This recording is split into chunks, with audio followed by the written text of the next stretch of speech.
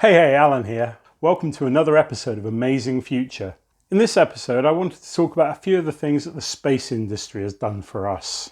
There's a lot going on in the space sector right now, with NASA and others planning on launching lots of new missions soon to Mars and the Moon, including manned missions. So I wondered what the space program has actually done for life on Earth. Thanks to movies like Men in Black and others, plenty of people think that Velcro was developed as part of the space program. What branch of the government do we report to? Well, none. They ask too many questions. So who pays for all this? We hold the patents on a few gadgets that we confiscated from out-of-state visitors. Velcro, microwave ovens.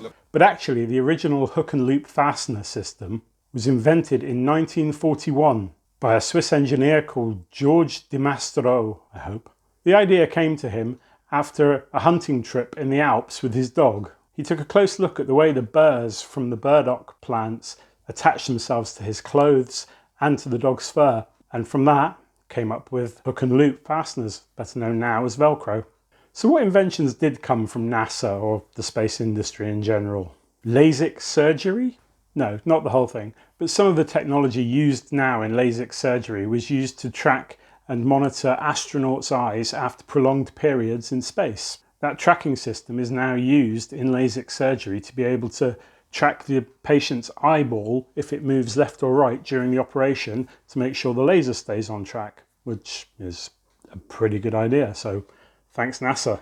Now we come to another useful invention that has its roots in space, you could say. During the Apollo moon landings, NASA partnered with Black & Decker to invent various tools for taking rock samples and drilling on surfaces and things like that.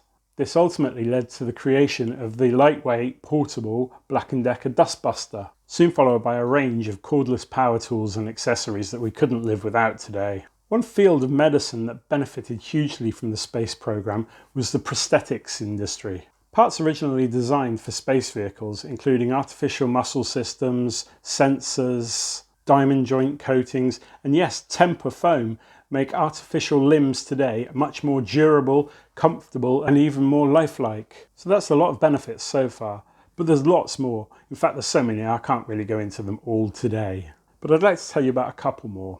As someone who sometimes wears glasses, I benefit from this one directly: scratch-proof lenses. NASA originally developed the technology for astronauts' helmets, but then gave a license to a company called Foster Grant Corporation to carry on developing scratch-resistant plastics that are used today in most sunglasses and prescription lenses.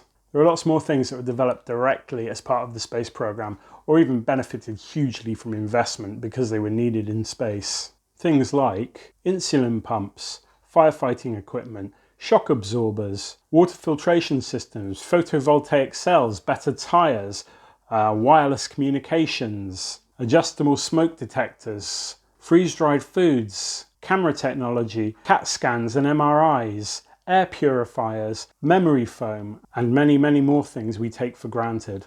If I have missed any or you think I've got anything wrong, please let me know in the comments down below. Thanks for watching.